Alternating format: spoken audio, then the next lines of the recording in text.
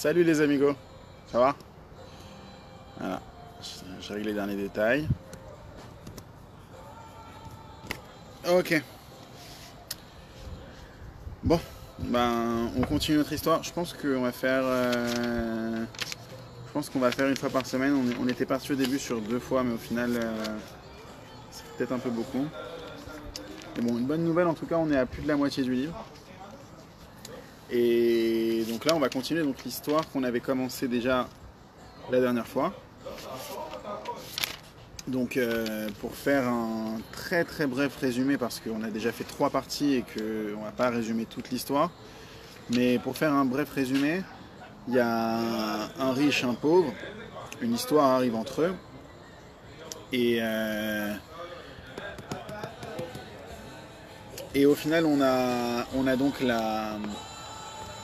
Voilà, je baisse le son, désolé pour les voisins, font un peu de bruit, on les aime. Voilà. Ok, donc on revient un peu sur ce qui s'est passé la dernière fois. On a vu que la fille de l'empereur, qui est donc la fille du marchand, non pardon, c'est la fille du pauvre, qui est devenue riche, qui est devenue empereur, donc elle c'est la fille de l'empereur, qui était très belle, et bien un assassin a cherché à l'enlever, parce que c'est une femme d'une très grande beauté, et donc pour ce faire, eh bien il a opté pour un stratagème assez puissant. Un stratagème qui consiste à se faire passer lui pour un marchand de biens. Un marchand de biens itinérant qui vient en bateau. Et avec des objets totalement inédits. Il a fait toute une mise en scène avec des corbeaux en or. Il avait fait une mise en scène que derrière il y avait quelqu'un qui faisait une voix comme si le corbeau lui-même parlait. C'était toute une mise en scène très bien faite pour attirer la princesse qui est d'une grande beauté, la fille de l'empereur. Et comme ça, elle est venue plusieurs fois. Elle est rentrée chez lui. Elle est rentrée chez lui au début accompagnée de ses gardes, et après, au fur et à mesure, c'était beaucoup plus ragile pour elle. Et bien, elle rentrait de plus en plus facilement, jusqu'à qu'à un moment donné, elle a même dit aux gardes de rester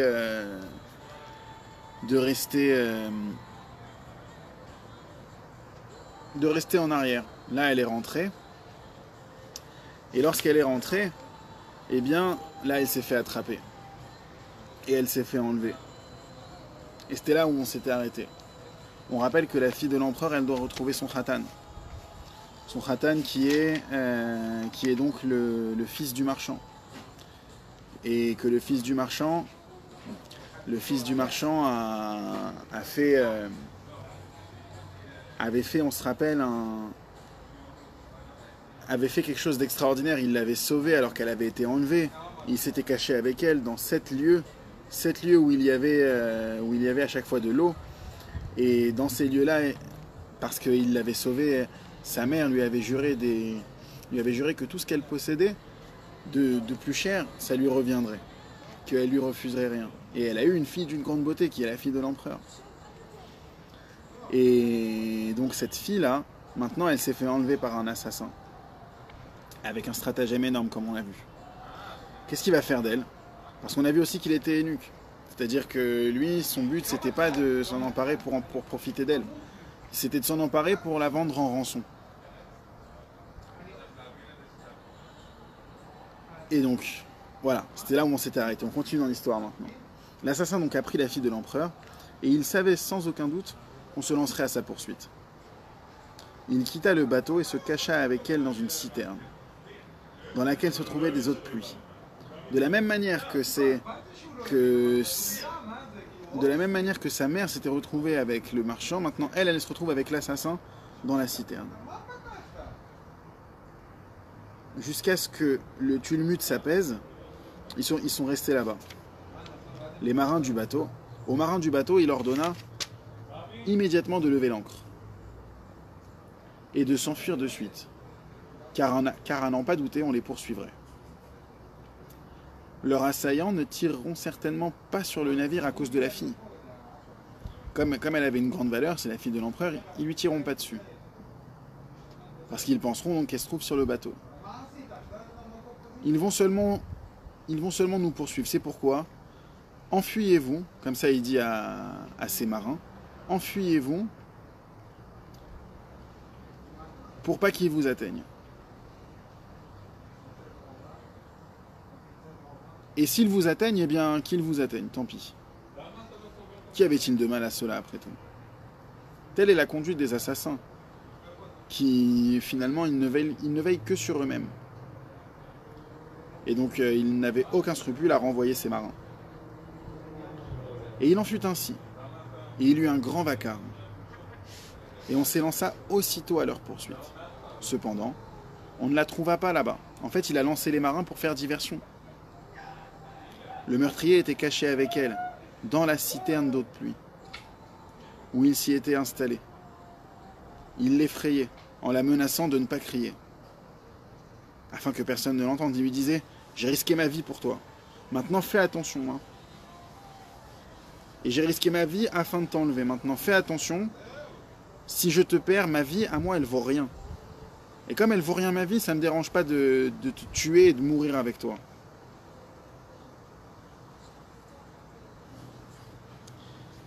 Et comme ça, il lui dit, je te le répète, si je te perds et que tu te libères de mon emprise, ma vie ne vaut absolument rien du tout pour moi. C'est pourquoi, dès que tu pousseras un cri, je t'étranglerai aussitôt. Le gars, il est prêt à tout. Qu'importe ce qui m'arrive, je m'en fous parce qu'à mes yeux, je ne vaux absolument rien. Rien du tout. Ça, c'est une leçon aussi. C'est une leçon que lorsque on arrive à un état d'humilité, l'état d'humilité, ça veut dire ce qu'on appelle en hébreu la hanava. L'état d'humilité fait qu'après on est prêt à tout. Vu qu'on n'a pas la valeur de la chose, alors du coup eh ben, on est prêt à tout. Et donc du coup elle craignait pour sa vie. Et elle ne criait pas. Vous imaginez bien que lorsque quelqu'un te dit une chose pareille, qu'il est prêt à tout et qu'il s'en fout, eh ben, tu l'écoutes finalement. Ensuite, il sortit avec elle de là-bas, de là où il était, c'est-à-dire la citerne. Et il l'emmena en ville. Ils marchèrent, ils arrivaient à un autre endroit. Il comprit que là-bas aussi, on les recherchait. Il se cacha encore avec elle, dans un mikvé cette fois. Il va faire les 7 lieues, j'ai l'impression. On se rappelle, sa mère avait fait les 7 lieues, le mikvé, l'eau, la citerne, la rivière, la mer, le lac. C'était 7 lieues où la mère s'était cachée avec le marchand, le père, qui l'avait sauvé. Et elle lui a juré que sa fille reviendrait qu'un jour son mazal lui reviendrait. Son mazal, c'est sa fille, et il veut la donner à son fils. Et c'est lui son vrai zivou. Voilà, avec ça on a fait un résumé. Et on continue. De même, il sortit de là, marcha et se cacha encore avec elle. Dans un autre endroit, tant et si bien qu'il se cachait avec elle dans tous les 7 lieux, comme on a vu. Les 7 lieux où il s'était caché auparavant, eh bien, ils se sont recachés là-bas. Où le marchand s'était dissimulé avec sa mère. C'est-à-dire les 7 témoins, car chaque lieu, il les avait pris en témoin du fait qu'elle avait juré que tout son mazal lui reviendrait. Et son mazal, c'est sa fille, qui est actuellement est enlevée par l'assassin. Et on voit qu'il arrive dans les 7 lieux. Qu'est-ce que ça veut dire? C'est quoi cette profondeur-là que Rabbeinu il nous amène? Je rappelle que c'est les Sipurei Maasiot, c'est des histoires, c'est pas des simples histoires. C'est amok meod, c'est profond. Et c'est des secrets de Kabbalah énormes. C'est à peu près comme la Megillat Esther. Ça aussi, ça a une force comme ça. On a l'impression que finalement c'est juste des histoires, mais c'est bien plus que des histoires. Donc ils se sont cachés dans le mikvé, dans l'eau, dans la citerne, dans la source, jusqu'à parvenir à la mer. Il chercha là-bas pour trouver, de toute manière, une petite embarcation appartenant à des pêcheurs de poissons, afin de naviguer avec elle. Il trouva le bateau et prit la fille de l'empereur. Il n'avait pas besoin d'elle, car il voulait la vendre.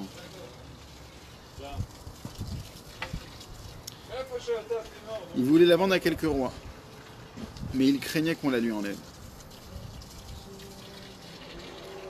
Il s'en alla l'habiller avec des vêtements de matelot. Et elle ressemblait à un homme. Et il partit en mer avec lui. À partir de maintenant, nous parlerons plus de la... En fait, à partir de maintenant qu'elle est habillée en matelot, on va l'appeler, mais on va l'appeler au masculin. Parce qu'on la reconnaît plus maintenant comme une femme, elle est habillée en matelot.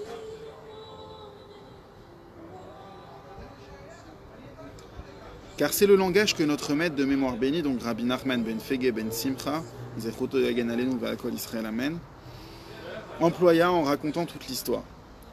Parce que l'assassin l'avait habillé comme un homme. Donc elle a changé son statut. Une tempête éclata. Et le bateau fut projeté sur le rivage. Elle brisa l'embarcation. Et ils arrivèrent sur la même côte, soit le désert, là où se trouvait le jeune homme. On a vu que le jeune homme, c'est-à-dire le fils du marchand, eh bien, il était arrivé dans ce désert là-bas, il a dit « moi je vais y rester toute ma vie ». Il avait abandonné l'idée d'aller se marier avec la princesse. Il avait essayé, il était même sorti de là-bas. C'est un petit peu sa zone de confort. Il avait quitté sa zone de confort, il avait été voir la princesse. Et au final, il s'est pris un vent comme tous les autres, il n'avait plus son papier. On rappelle qu'il y avait une histoire de papier dans cette histoire. Il fallait absolument qu'il lui ramène le papier. Et ce papier-là, c'était ce qui lui permettrait de se marier avec elle. Mais maintenant, ce papier-là, il l'a mis dans un arbre, il y a eu une tempête, tout a été envolé, impossible de retrouver ce papier. Et lui, qu'est-ce qui s'est passé? Il est retourné là-bas. Et il s'est dit, bah, tu sais quoi, de toute façon, perdu pour perdu, je vais rester ici toute ma vie. Voilà, je vais manger quelques fruits. De temps en temps, je tire des flèches.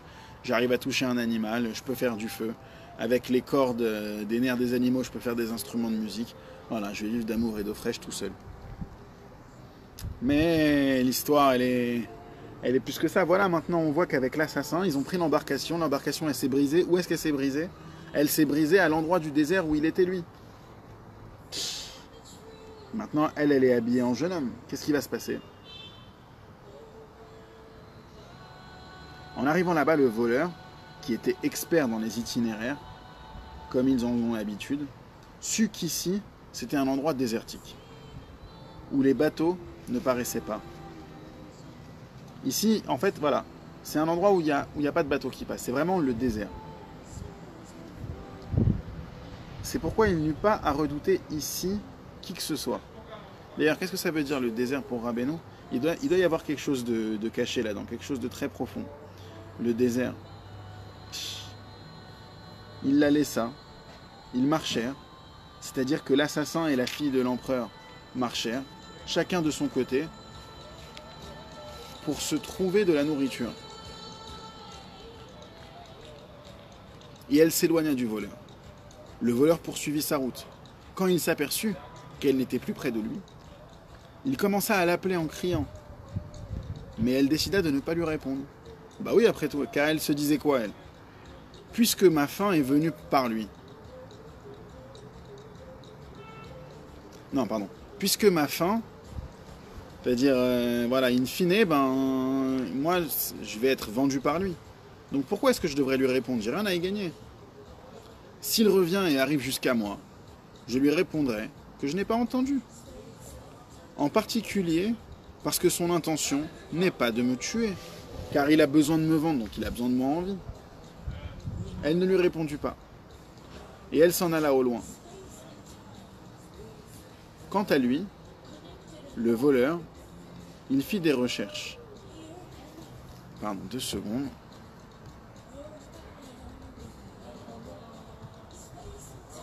Voilà. Une seconde.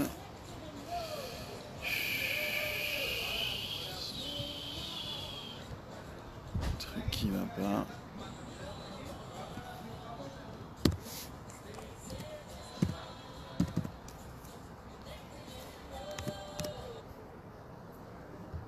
Ok.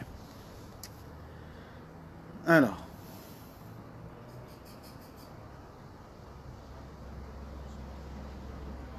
Donc voilà, elle décide de ne pas lui répondre et de l'éviter. Au cas où elle dirait que voilà, ben j'ai pas entendu. Quant à lui, le voleur, il fit des recherches ici et là, mais il ne la trouva pas. Il marcha de plus en plus en avant, et il ne la trouva toujours pas. Des bêtes sauvages avaient dû sûrement et simplement la dévorer. Quant à elle, elle avançait toujours plus en avant, et elle se trouva quelque nourriture. Elle marcha jusqu'à arriver au lieu où résidait là-bas le jeune homme. Ses cheveux avaient bien poussé, et elle était aussi habillée comme un homme, avec des vêtements de matelot. Et ils ne se reconnurent pas. Tous les deux, maintenant, ils étaient l'un devant l'autre, mais ils ne se reconnurent pas. Pourtant, ils étaient ensemble à la maternelle. Dès sa venue, la joie lui vient, parce qu'un autre être humain était arrivé. Elle lui répondit, qu'est-ce qui t'a amené ici? Elle répondit, j'étais avec un marchand en mer, etc. Elle lui demanda, et toi, comment t'es arrivé ici? Il lui répondit également à cause d'un marchand. Ah oui. Ils demeurèrent tous les deux là-bas. Le langage employé n'est pas précis. Ça c'est Rabbi Nathan, il dit. Le langage employé ici n'est pas précis, car tantôt elle est nommée en se servant d'un prénom masculin, et tantôt on emploie le féminin. Rabbi Nachman, il a utilisé les deux termes, on ne sait pas pourquoi. Mais on continue. Après que la fille de l'empereur eut été enlevée, loin de l'empereur, l'impératrice se lamentait. Elle se cognait la tête contre le mur, à cause de la disparition de sa fille. C'était tout son mazal. Elle était très triste. Et elle blessait beaucoup l'empereur avec des paroles. Parce que c'est à cause de son orgueil qu'il avait fait disparaître le jeune homme. Et maintenant, ils avaient perdu leur fille. Elle disait, n'est-elle pas tout notre mazal et toute notre réussite? Et nous l'avons perdu. Qu'ai-je à faire d'un jour de plus? Elle le faisait beaucoup souffrir. Certainement, la disparition de sa fille le peinait personnellement beaucoup. Mis à part le fait que l'impératrice l'affligeait et l'irritait beaucoup avec les paroles, comme on a dit, les disputes et les excès de colère éclatèrent entre eux. C'était devenu insupportable. Elle lui adressait des mauvaises paroles. Vraiment, elle était amère contre lui. Jusqu'au jour où elle le contraria tant qu'il lui déclara qu'elle serait bannie. Il fit siéger des juges. Ils décrétèrent de la bannir, et on la renvoya. Ensuite, l'empereur envoyait des soldats à la guerre, mais il ne réussissait pas. Il faisait dépendre la défaite d'un certain général. C'est parce que tu as agi ainsi et à cause de cela qu'on a perdu la guerre. Il n'avouait pas lui-même sa propre défaite. Et il le bannit. Plus tard, il envoya encore des soldats à la guerre, mais il échoua de nouveau. Et il démit de leurs fonctions d'autres généraux, en les bannissant. C'est ainsi que plusieurs généraux furent renvoyés. Les gens du pays remarquèrent qu'il accomplissait des choses bien étranges. Au départ, il avait renvoyé l'impératrice, puis les généraux. Ils se dirent qu'il était possible d'agir à l'opposé comme ça, en rappelant l'impératrice et en le bannissant. Donc là, du coup, ils se sont dit, bon ben du coup, on va rappeler l'impératrice et on va bannir l'actuel empereur. Parce que peut-être qu'au final, c'était l'impératrice qui jouait double jeu, va savoir. En tout cas, ils ont vu que il avait plus de bracha l'empereur. Il réussissait pas ce qu'il faisait. Ainsi firent-ils. Ils renvoyèrent l'empereur et firent revenir l'impératrice. Et c'est elle qui géra le pays. L'impératrice dépêcha immédiatement des hommes pour faire revenir le marchand avec sa femme commerçante. Ça veut dire tout de suite, dès qu'elle était au pouvoir, la première chose qu'elle a fait, elle a rappelé ceux qui lui ont fait du bien. Elle s'est souvenue tout ce temps-là qu'on l'avait sauvé alors que c'était maintenant il y a des dizaines d'années. Elle le fit entrer dans son palais. Donc déjà, eux, alors qu'ils étaient quand même dans une situation déplorable, les pauvres, maintenant ils sont sauvés. Quand l'empereur fut renvoyé, il se tint debout, demandant à ceux qui le conduisaient de bien vouloir le laisser. Car j'ai été malgré tout votre empereur, et à n'en pas douter, je vous ai accordé des bienfaits.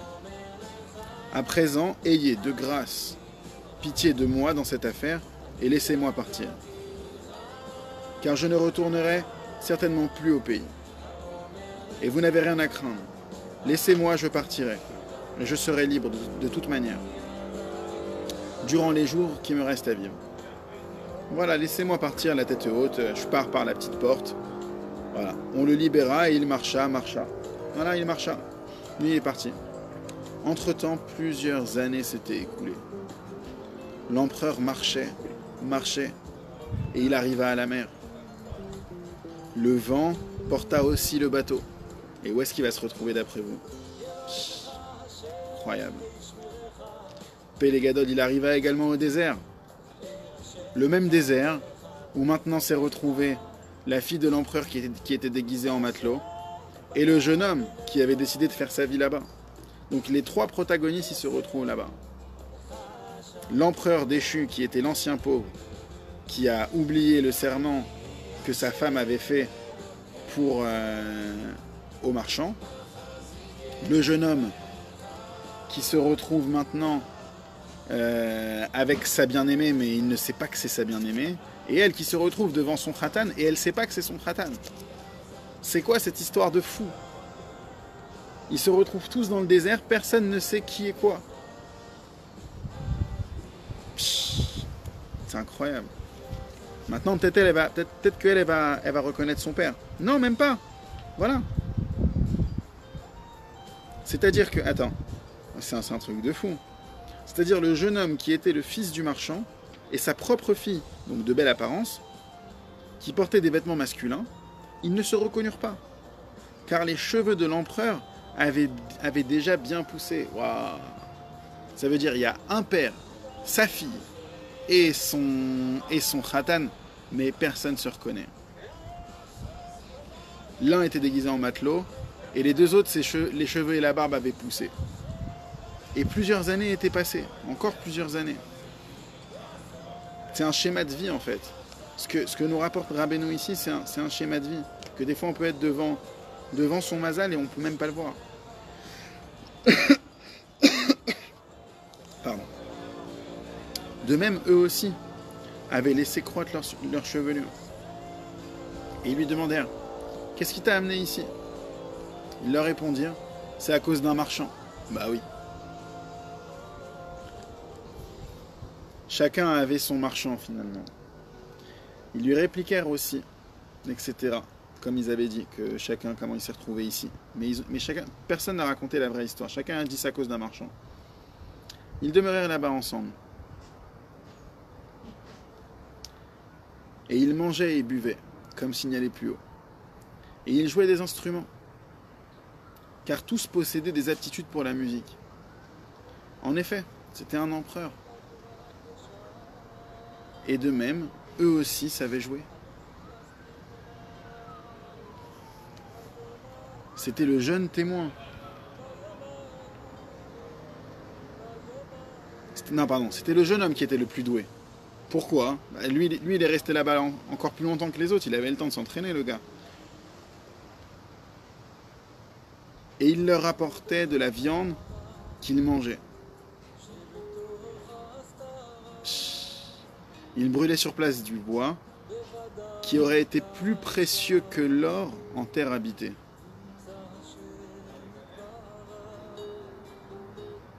Ce jeune homme leur adressait des paroles convaincantes et claires, à savoir qu'ici, il serait bon de passer le reste de leur vie.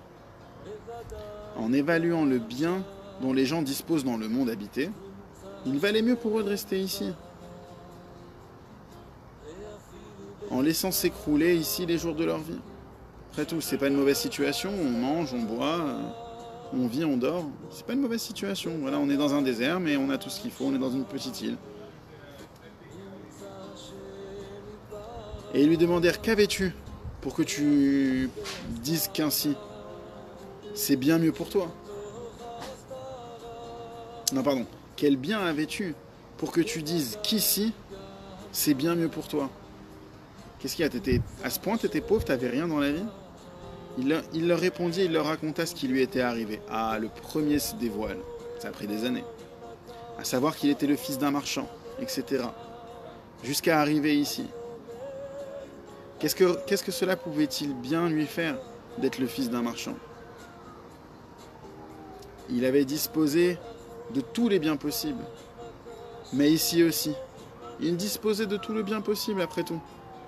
Il y a de quoi manger, il s'est fait une cabane. Il leur démontra qu'il était bon pour eux de rester ici toute leur vie. Donc lui maintenant, lui il est du discours de venez on dort toute la vie. Après tout, combien on vit? 80 ans? 90 ans? Ah, viens, on dort, tout ce temps-là, et après on aura fini, et ce sera bon. Cet empereur l'interrogea. As-tu entendu parler de cet empereur? Bah oui, parce que lui, il a entendu l'histoire du marchand, il a compris que c'était son histoire aussi. Ah oui. Et lui, il est responsable de cette histoire. Il lui répondit qu'il en avait entendu parler, bien sûr. Il le questionna à propos de la belle. La fille de l'empereur, c'est celle avec qui il devait se marier. S'il en avait entendu parler. Il répondit également que oui. Le jeune homme commença à se fâcher. Et il déclara, c'est l'assassin. C'est-à-dire le même empereur dont il parlait. Car il ne savait pas que celui avec qui il conversait n'était autre que l'empereur en personne. Waouh. Ça veut dire, quand il raconte l'histoire, il dit, mais cet empereur-là, c'est lui qui m'a fait toutes ces galères. C'est lui l'assassin. Il a essayé de me tuer. Maintenant, ce qu'il n'a pas compris, c'est qu'il était devant lui. C'est comique, limite. C'est comique, l'histoire. Le jeune homme parlait avec colère, avec toute la rassera qu'il avait comme ça. Et il affirmait avec emportement, c'est l'assassin, c'est lui. Il lui demanda, c'est-à-dire cet empereur, qui avait l'apparence de quelqu'un d'autre, il interrogea le jeune homme et il lui demanda, pour quelle raison est-il un meurtrier? Il lui répondit, le jeune homme, c'est à cause de sa cruauté et de son orgueil que je suis arrivé ici. Il le questionna, comment? Vas-y, explique. Le jeune homme considéra qu'ici, il n'avait pas à craindre de qui que ce soit. Il lui dit et lui raconta toute cette mésaventure qui lui arriva. Les propos semblent insinuer qu'au départ, il ne lui raconta pas l'essentiel de l'écrit, mais seulement qu'il était le fils du marchand. Il lui demanda, si cet empereur était livré entre tes mains, maintenant ça y est, maintenant il sait que c'est lui. Et si maintenant l'empereur il était livré entre tes mains comme ça, te vengerais-tu de lui à présent? Il répondit que non. Car il était compatissant. Bien au contraire, je le nourrirais, comme je te nourris. Ça c'est une grande notion. Que des fois, lorsqu'on a l'occasion de se venger et que on abandonne cette vengeance, eh ben, on respire un coup, et cette respiration, on fait un grand soupir. C'est pas une respiration, c'est un soupir. Et Rabbi Nachman, il part du soupir dans la Torah 60 comme étant la bouche pleine. C'est-à-dire que lorsque quelqu'un ressent un manque, il soupire comme ça, et du coup, son manque, il part, en quelque sorte. Ça pourrait être une très bonne thérapie, la respiration. Il y a toute une science de la respiration. Ça pourrait être une très bonne thérapie. Ça cartonnerait en 2020. Si seulement on avait les clés de la respiration. Et ce jeune homme continue. Ah non, pardon. L'empereur, forcément, il se mit à gémir et à soupirer. Combien la vieillesse paraissait mauvaise et amère à cet empereur. Car il avait entendu que sa belle avait disparu. Et il avait été renvoyé. Ce jeune homme dit encore, c'est à cause de sa cruauté et de son orgueil. Bah, il perdit sa fille. Lui et sa fille. Alors que moi, j'ai été jeté ici. Tout est de sa faute. Il met tout, le jeune homme devant l'empereur, met tout sur sa tête à lui. Et à juste titre d'ailleurs. Il le questionna encore, c'est-à-dire l'empereur au jeune homme. S'il était livré entre tes mains, est-ce que tu te vengerais de lui? Il lui répondit non, bien au contraire. Je le nourrirais réellement comme je te nourris. Et l'empereur se fit connaître à lui. Et lui apprit qu'il était l'empereur en personne, cette même personne qui lui a fait tant de grâce. Et ce qui lui était arrivé, il lui raconta l'histoire, qu'il avait été banni et qu'il a marché jusqu'à arriver jusqu'ici, qu'il a pris une embarcation. Bref, le jeune homme tomba sur lui, en l'enlaçant et en l'embrassant. Ça veut dire maintenant, après toutes ces années, il a enfin cette personne-là devant lui. Et à ma grande surprise, c'est une surprise, hein, je suis je suis un peu choqué, il l'enlace et il l'embrasse. Quant à elle, c'est-à-dire la belle, maintenant on l'appelle la belle, qui était également là-bas, seulement elle ressemblait à un homme. Elle entendit tout ça, ce qu'ils s'étaient dit l'un à l'autre. Le jeune homme avait l'habitude de marcher chaque jour. Et il faisait une marque sur 3 arbres. En effet, il y avait là-bas des milliers et des milliers d'arbres. Et il cherchait là-bas l'écrit mentionné précédemment. Soit en sélectionnant 3 arbres parmi eux, sur lesquels il faisait une marque, afin que le lendemain, il ne retombe pas sur les mêmes arbres.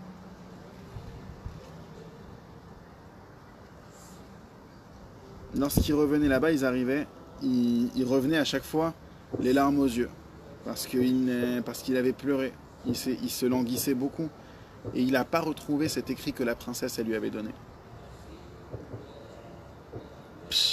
Combien c'est amok ça? Je sais pas ce que ça veut dire, mais c'est combien c'est profond ça.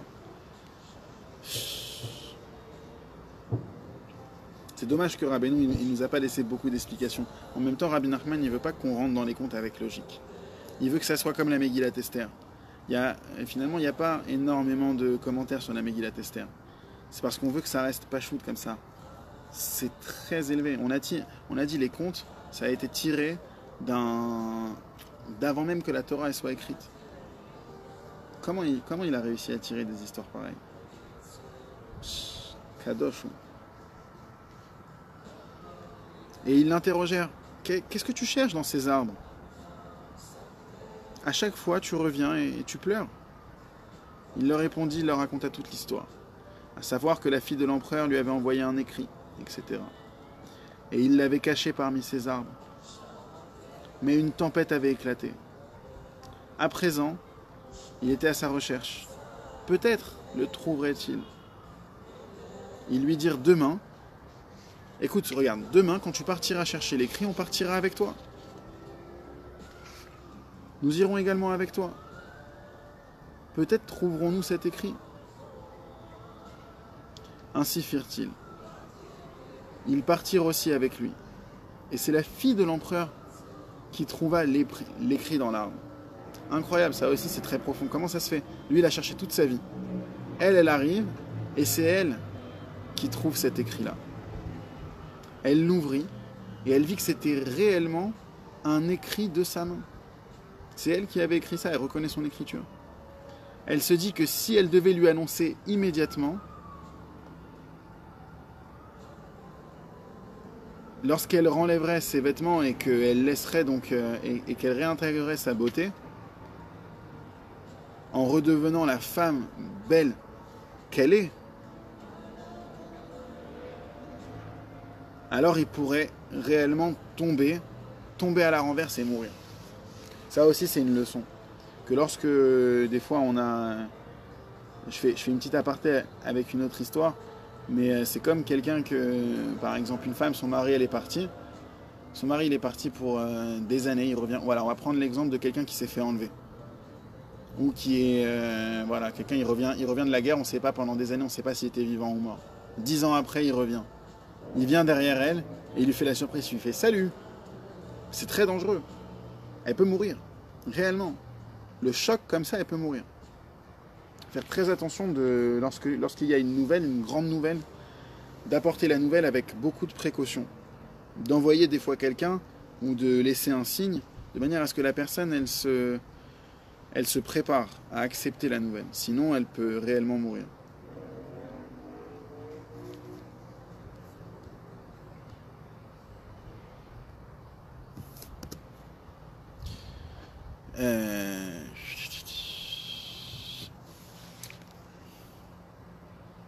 Donc c'est elle qui a trouvé l'écrit.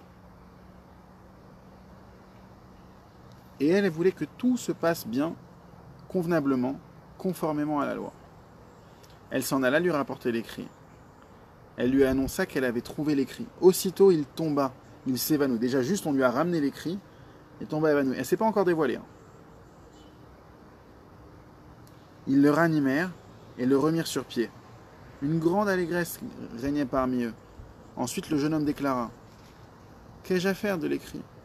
Où la trouverai-je » il a même perdu espoir, car obligatoirement, elle est maintenant auprès de quelques rois. Comment est-ce que je vais faire? Après tant d'années, tu crois qu'elle ne s'est pas mariée? Mais bien sûr qu'elle s'est mariée, elle m'a oublié, et moi, l'écrit et toute ma clique. Qu'est-ce que je vais faire?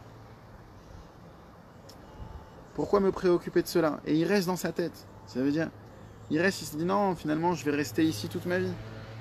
Voilà, je vais continuer à manger mes fruits, chasser mes bêtes, et voilà, je vais rester là. Est-ce que je vais aller m'embêter? Et elle avait toujours l'apparence d'un homme. Mais elle lui demanda de bien vouloir l'accompagner.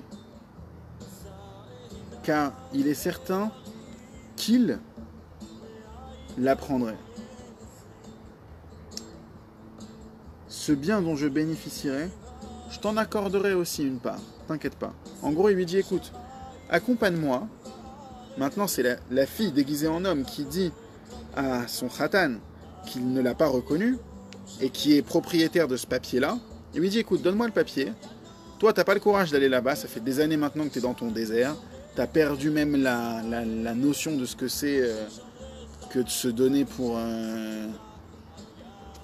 sa bien-aimée. Eh bien, écoute, regarde, donne-le-moi. Moi, je vais aller la voir. Elle, dans son château là-bas, et elle ne me refusera pas. Et le bien que j'aurai, je t'en ferai profiter, t'inquiète. FIFA, elle est intelligente.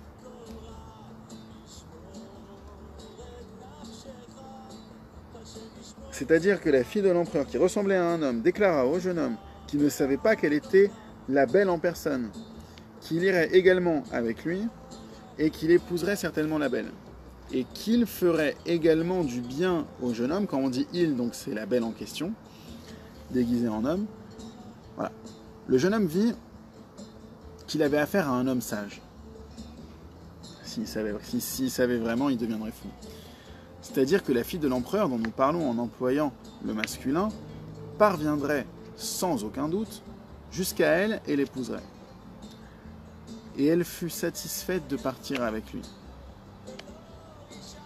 L'empereur, quant à lui, était resté seul, car il craignait de revenir au pays.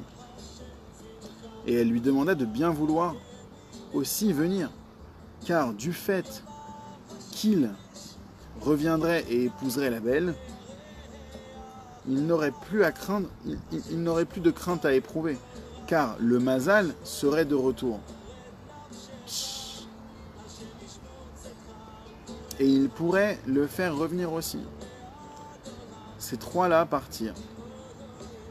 Ils se louèrent un bateau et ils arrivèrent au pays, où siégeait là-bas l'impératrice. Maintenant, on a tous les protagonistes. Ils sont tous là-bas, au royaume. Ils se rendirent dans la même ville où elle résidait, et ils firent stationner le bateau. La fille de l'empereur se dit que si elle devait lui apprendre brutalement l'arrivée à sa mère, pareil, elle prépare sa mère. Ça fait des années que sa mère, elle pense que sa fille est morte. Enlevée, on va savoir. Ça veut dire maintenant, elle s'est fait une raison. Pareil, elle pourrait en mourir. Très important de préparer les gens avant de leur donner une nouvelle. Il dépêcha quelqu'un auprès d'elle, en prétextant qu'on avait trouvé un homme qui détenait des informations sur sa fille. Ensuite, elle se déplaça en personne et raconta à l'impératrice tout ce qui était arrivé à sa fille. Elle lui raconta toute l'histoire et à la fin elle déclara « Ta fille, elle se trouve également ici. » Puis elle lui dit la vérité. Elle lui dit « C'est moi, c'est moi. » Littéralement, c'est moi qui suis elle. Elle s'est découverte à sa mère. Elle lui a appris que son futur mari, le fils du marchand, se trouvait également ici. Cependant, elle lui dit qu'elle ne voulait rien d'autre, si ce n'est qu'on réintègre à sa place son père, l'empereur. Elle, maintenant, elle vient et elle fait le ménage. C'est incroyable ou pas? Et sa mère, forcément, elle n'était pas contente de ça. Parce que c'est à cause de son orgueil que... Et en plus de ça, son mari l'avait beaucoup irrité, il l'avait même banni. Et c'est à cause de lui que tout cela était arrivé. Cependant, en dépit de cela, elle se sentit obligée d'accomplir la volonté de sa fille. Ils voulurent le faire revenir, mais ils cherchèrent en vain. L'empereur était introuvable. Sa fille lui affirma qu'il se trouvait également ici. Et le mariage fut célébré. La joie fut à son comble. L'Empire et l'impératrice accueillirent ce couple et régnèrent sur tout le globe. Même par la suite, le vieil empereur ne connut pas la grandeur, car tout était de sa faute. Le marchand, par contre, lui, bénéficia d'un grand prestige, parce qu'il était le père de l'empereur, ce qui représente l'essentiel. Quant au matelot, on le rossa de coups au visage et on le repoussa. C'est comme ça que se termine l'histoire. Pourquoi est-ce que dans la dernière phrase, Rabbi Nachman vient et nous dit, quant au matelot, le matelot qui s'était caché comme, enfin, le matelot de l'époque, hein, on parle du matelot que l'assassin avait remplacé. Et la dernière phrase de Rabbeinu, c'est quant au matelot, on le rossa de coups au visage et on le repoussa. Bon, heureusement, Rabbi Nathan, il nous donne quelques brides, histoire qu'on comprenne, mais bon, les brides de Rabbi Nathan, des fois, on ne comprend pas non plus. Et il vient et il nous dit, au sujet de Lot, il est écrit, fuis vers la montagne. Il s'agit du marchand. En yiddish, berg se lit aussi berger. C'est de lui que sera issu le Mashiach, qui viendra rapidement de nos jours. Amen. Israël possédait des signes en Égypte. Visiter, j'ai visité. Pakod, pakadti. C'est dans Shemot, dans l'Exode. L'adresse, c'est 3.16. À savoir que celui qui leur dirait cette formule serait le sauveur. La chose paraît étonnante, dans la mesure où tout Israël était au courant de cela. Si c'est le cas, quel était le signe? Il est possible d'affirmer que cette prophétie ne fut transmise qu'aux anciens. Cependant, l'ultime sauveur, il existe certainement des signes. Le Mashiach raconta à Israël tout ce qui lui était arrivé, chaque jour, et à chaque membre d'Israël en particulier. C'est en lien avec les parties de l'histoire où à chaque fois, les personnages racontent ce qui leur est arrivé en détail. Tamar perdit également les signes, comme il est rapporté dans le Midrash, dans Genèse Rabbah, donc dans Bereshit Rabbah, 85-12. Et il faut voir aussi le Yalkut Me'am Loez. De plus, lorsqu'elle sortit pour être brûlée, le Samer même, l'ange de la mort, vint et éloigna les signes d'elle. Les signes, c'était le bâton et la veste de Yehuda. C'était ça les signes. Et Yehuda, c'est le père du Mashiach. Wow, c'est incroyable. Maintenant, qu'est-ce que ça veut dire dans l'histoire? faut réussir à mettre la main. On a dit que Lot, c'était aussi le père. Non, c'est pas le père, mais c'est de lui que sortira le Mashiach. Et il s'agit du marchand. Le Samer même, donc il éloigna les signes de lui. Mais Gabriel arriva et les rapprocha, comme il est dit dans le Midrash. Et c'est d'elle que naîtra le Mashiach. Puisse-t-il venir rapidement et de nos jours. Amen. À propos du sujet rapporté dans ce conte, peut-être qu'on va avoir un petit éclaircissement là. À savoir que chacun arrivait avec un poème d'amour, et à quelques-uns, le sens de cette parabole est compréhensible. De même, de nombreuses grandes personnalités entreprennent ce qu'elles entreprennent. Chacun déclame des poèmes et réalise d'autres choses semblables. Elles veulent saisir l'objectif à atteindre, mais personne n'accède au but authentique proprement dit, de façon parfaite, hormis celui qui est apte à cela. Est-ce qu'on parle ici du tzaddik ou du Mashiach? Je ne sais pas. À quelques-uns, on répond par entremise d'un envoyé ou par derrière le mur comme ça. Ou bien on montre même le vrai visage, etc. Comme on a vu ce qu'elle faisait la princesse. Comme il est rapporté dans l'histoire. Cependant, à la fin, c'est-à-dire lorsque l'on disparaissait, on leur répond qu'ils n'ont encore rien fait. Comme il est dit là-bas, dans le conte, à travers la dernière réponse que délivre la belle. S'y référer, jusqu'à ce que vienne le dirigeant adéquat, etc. Waouh. Donc ici, en fait, toute cette histoire-là, maintenant, il faut la relire, la réécouter. Toute cette histoire-là, c'est l'histoire du Mashiach. Depuis le début jusqu'à la fin des temps. Et à chaque fois, il vient et il déclame un poème, mais c'est toujours pas le bon. Et on attend toujours le bon. Maintenant, le bon, c'est tout un périple, c'est toute une histoire. Paix les gadoles. Merci Rabbeinu. Voilà, la prochaine fois, on fera le 11e conte. On commencera le 11e conte parce que pareil, voilà, le 11e, le 12e et le 13e conte, ils sont très longs. C'est le conte du fils du roi et le fils de la servante qui ont été échangés. C'est aussi mon conte préféré. Et alors là, on va se régaler avec celui-là. Après, il nous restera le Baal Tefila et les 7 mendiants. Voilà, les 7 mendiants, c'est quelque chose, c'est très puissant. Mais il faudrait quelqu'un d'un niveau beaucoup plus grand pour l'expliquer celui-là. Voilà. Allez, des bonnes nouvelles à tous.